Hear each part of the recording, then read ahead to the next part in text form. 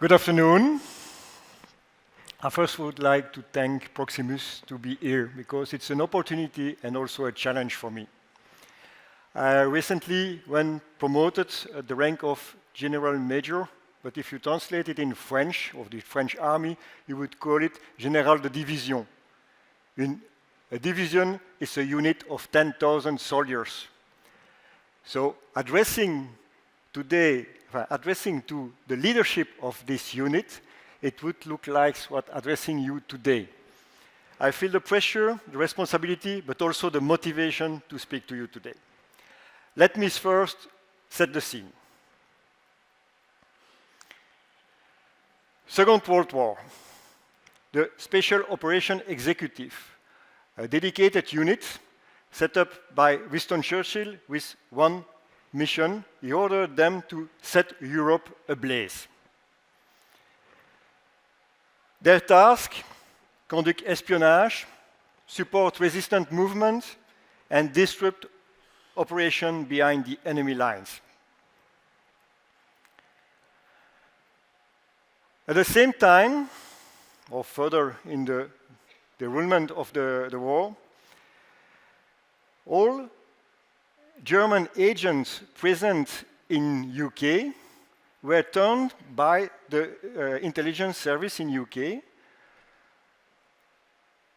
to feed vague, misleading, and entirely false information to the higher German command. You probably also heard about the Operation Fortitude. Fortitude launched an army group, the first US army group, led by General Patton, very famous at this time, until now, I would say.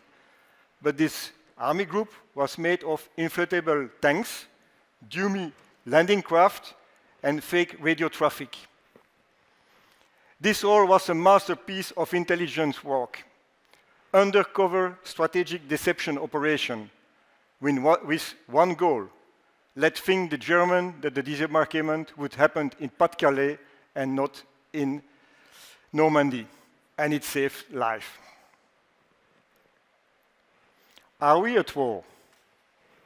No, we are not at war today. But are we at peace? I'm not sure. It looks like adversaries are reusing the tricks. We see cyber attacks, drones of all sizes, small one is the room, GPS jamming, disinformation campaign, what in European terminology we called FIMI, foreign information manipulation and interference. These are probably not isolated incidents, and they could be a broader pattern of hybrid warfare. But to borrow and adapt the word of Michel Haas, PhD researcher at the Ghent Institute for International and European Studies, we must build mental resilience by staying calm and acting assertively. So hybrid warfare thrives on ambiguity and asymmetry. It's the intensity of hybrid warfare is carefully crafted or calibrated. The aim is to be high enough to provoke a security response, but on the other side, low enough to avoid a high response. Within NATO term, we always speak about Article 5. It's when an allied got attacked, then there would be a reply of the whole organization. Would we do an Article 5 for a cyber attack? That's something that's remain discussed and not a firm decision. But we can see that the adversary are trying to keep under the level to engage an Article 5. Hybrid warfare is also using the difficulty of attribution. When we want to attribute it to identify the responsible, it takes time, it takes resource, and most of the time it goes to inconclusive results. Ambiguity allows also to deny involvement, and it complicates the response strategies. It's cost-effective for the aggressor to do things in hybrid warfare, but it costs us a lot of defensive, it's a high defensive cost for us, with finally little risk for the attacker.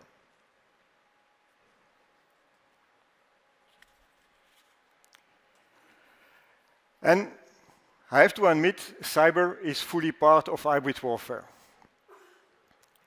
Just a GPS jamming or a nice phishing mail could have a huge impact on critical infrastructure and so also on military operation, with the risk of a disproportionate response. NATO, years ago, already decided to call cyber a domain of operation, a military term to design a distinct environment. We, as military, are running operation in domain. We do it in land, air, on the sea, also in space, and now is cyberspace also organized as a domain. Things that in Belgium we acknowledge also by renaming our Air Force, by Belgium Air and Space Force, but also by the creation of the Cyberforce, the one I had the chance to lead since September this year. It's a bold move, because we decide to bring all our military cyber-related capacity under one command to reach efficiency, but also to make things significant in cyberspace. You hear me speak about cyberspace, and I like to insist about this term. I'm not using cyber alone, and I advise everybody when you are discussing about cyber, check what the other side is meaning. This word is used in every time, and in fact, it's good to check. In my case, speaking about cyberspace, it's a space in 3 layers. I want to take in account the physical layer, the fact that there are assets, things like this, a computer, rotors, and so on. These assets are you can position them. They have a grid, like a satellite. We know every time the position of the satellite. These assets, they are interconnected. Is it by a cable, optical fiber, but also by electromagnetic wave? That's a connection between. That's all what I see in the physical layer. And that's why in a military term, we would think also to electronic warfare, the things that are using of protecting the action against our electromagnetic spectrum. There is the logical layer. That's the one where there would be no discussion. With the logical layer, we are thinking about the code, where the vulnerability are, because it's human-made, and also where the hackers are active. Finally, I think it's very important to take into account the social layer. If we are only defending the logical layer, then we are missing a point, because the social layer is our representation in cyberspace. That's where we let trace by the use of social media, but also trace by the fact that we are surfing the web, and while we are surfing, there are cookies and things collected that will give finally something about you, not directly your name, your person, but something that's enough to identify you. Just think about advertising intelligence recently in the press to see that you can identify a person where they are, because these data are sold not only for marketing, but also for intelligence purpose. And for us, the social layer, it means open source intelligence, social media intelligence, but also disinformation. So 3 layers in cyberspace, and I tend to say that my mission goes from the photons in the fiber optic to the bots spreading disinformation. What are the threats in cyberspace? We can define a lot. I just want to summarize with 3 types of threats. First of all, espionage. Adversaries are secretly collecting information about us that would give them an advantage and support current or future operation. The other level for me of threat is sabotage.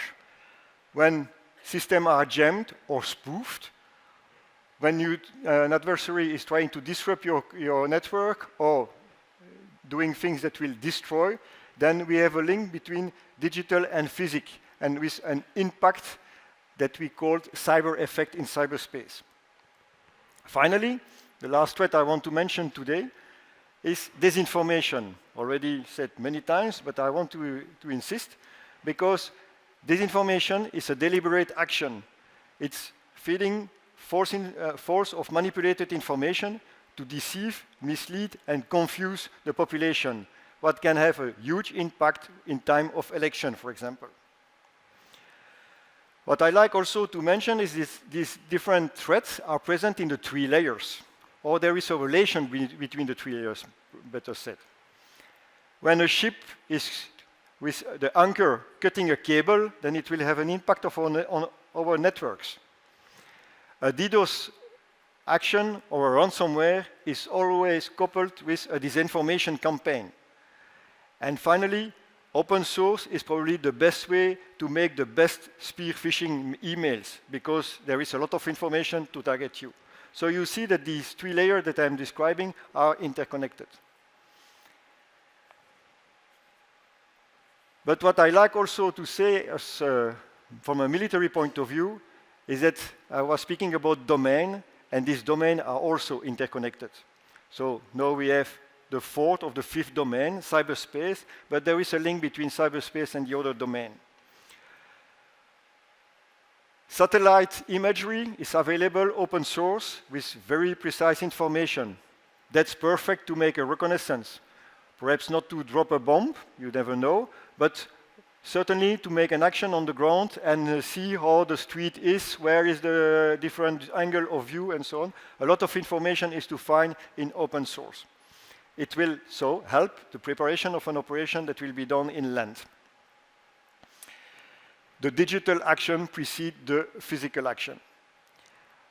The other way around, when you think to Stuxnet, the attack against the centrifuge and the Iranian program for a nuclear program, it was an action against a disconnected network, but it was done by a physical access, and this physical access spread the malware that was able to dismantle this nuclear program.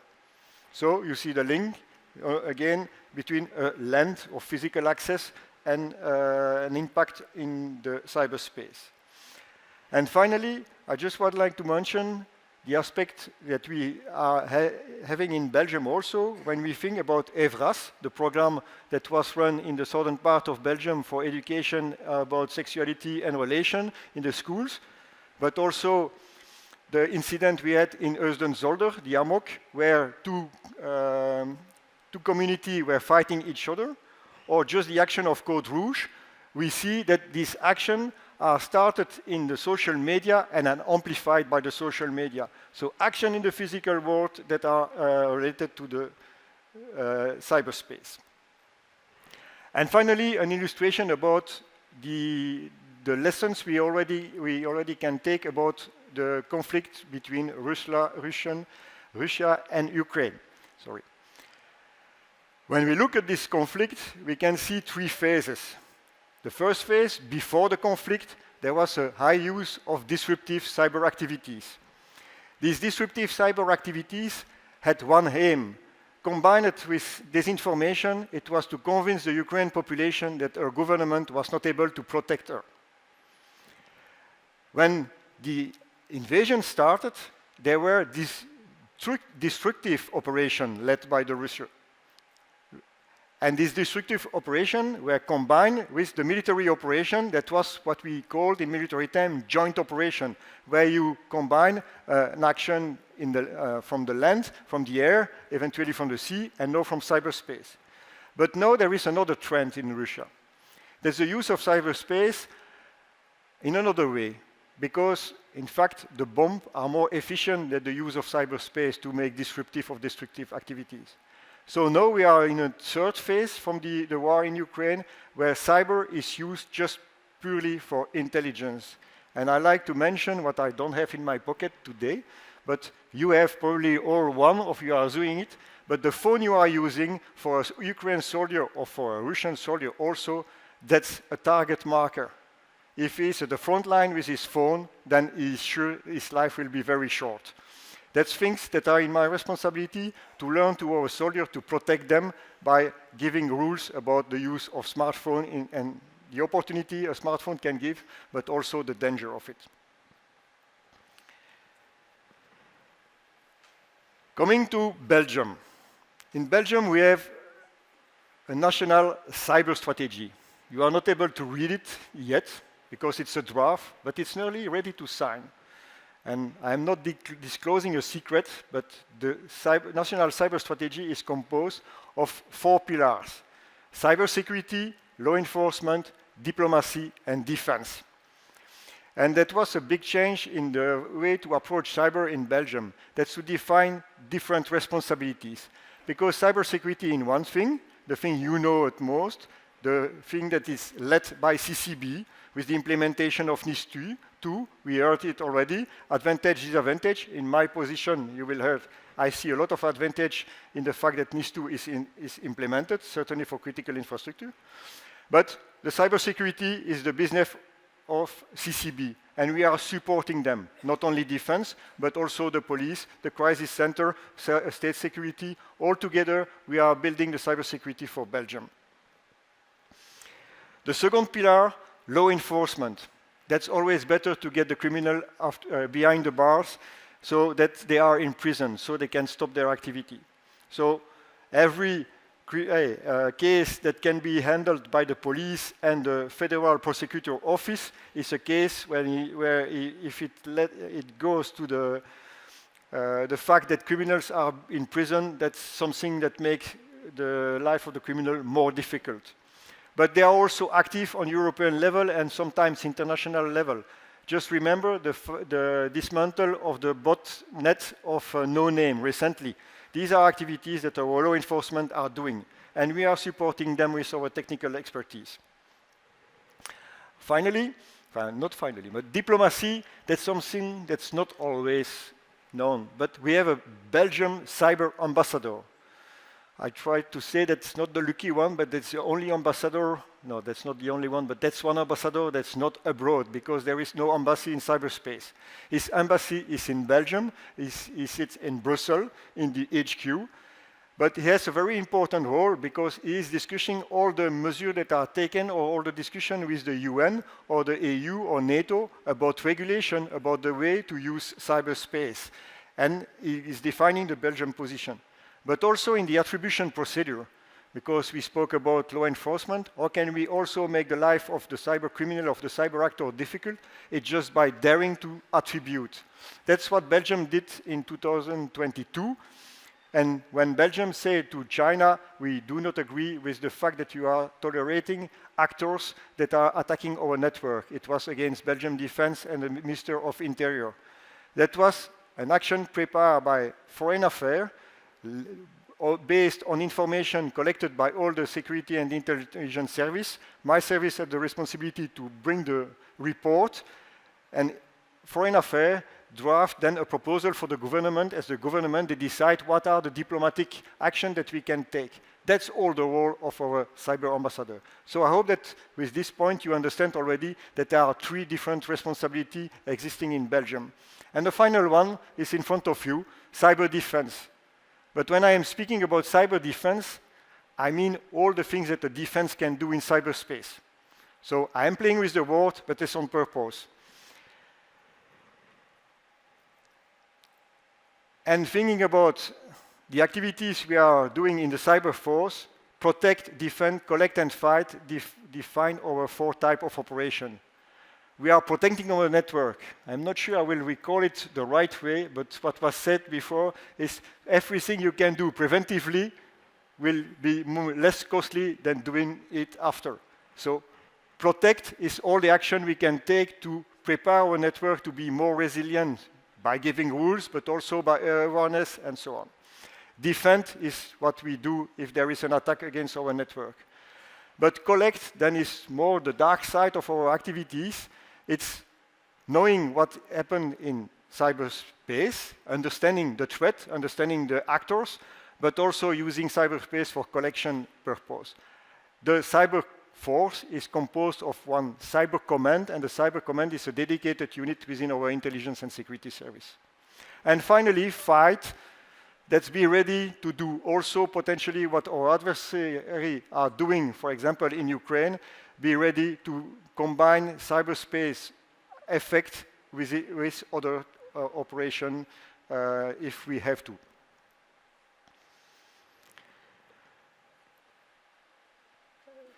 If you think that Belgium defense alone will be able to defend the country, then I would say you will be very sorry, but I'm not, my shoulders are not broad enough to do it. And the whole team behind me would like, but okay. Cyber, it's something we have to do together. And that's why from the start we decided to give our motto, Cyberforce to partnership. And we engage a lot of partnership. Operational one, I already described them. That's the one you have in the interdepartmental and the 4-pillar national cybersecurity. But we engage also in education. You probably heard about activities we are doing recently with Technopolis, where we try to give awareness to the school children with a program based on board game.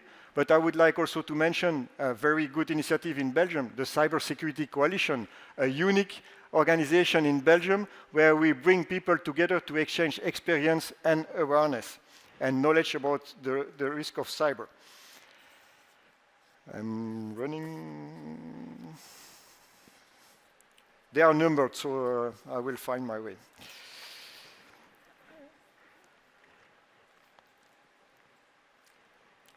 Other activities with industry, we have a very broad cooperation with Agoria Cyber Made in Belgium. Proximus is also part of Cyber Made in Belgium for defense, a specific chapter we built within Cyber Made in Belgium, just to bring all the industry together that's active in cyber.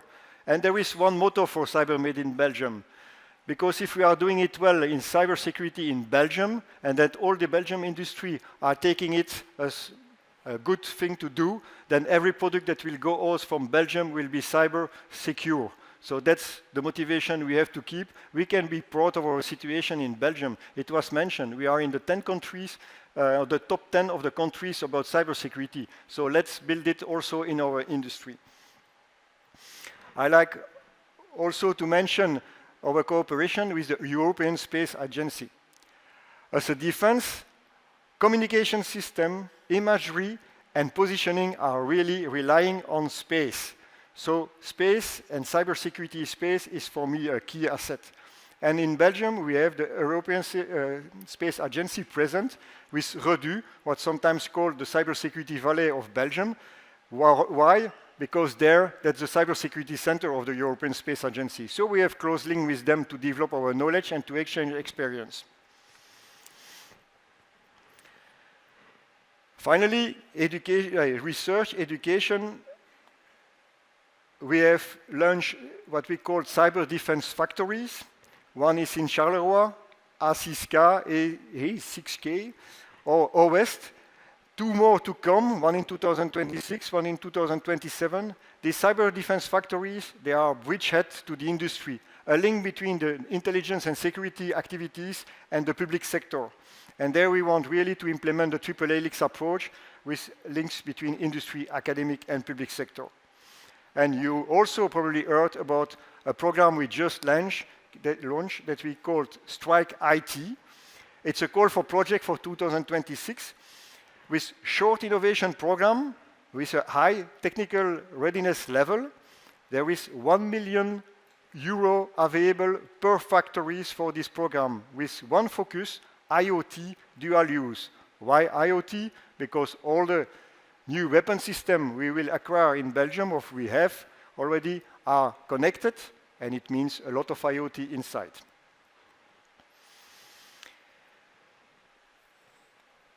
So if there is one message I would like you to remember today, is that cyber is not just about technology. It's about teamwork, in my view. In a world where hybrid threats blur the line between peace and conflict, digital resilience is our new front line. Sovereignty is no longer defined only by our borders or our armies. It's defined by the integrity of our networks, the trust we will have in our data, and the ability to protect our citizens in a virtual world. In today's world, resilience is not built in isolation, it's built through partnerships, between public and private sectors, between industry and government, between civil and military actors. No single organization can face the complexity of an hybrid threat alone. So the Belgium approach reflects this reality. Our national cyber strategy, our Cyberforce, the initiative like the Cybersecurity Coalition of CMIB for Defense and a conference like Think Next today are based on one principle. Collaboration creates strength. So let's act together. Let us turn partnership into capabilities and capabilities into resilience, because in cyberspace, as in every domain, unity is our greatest weapon.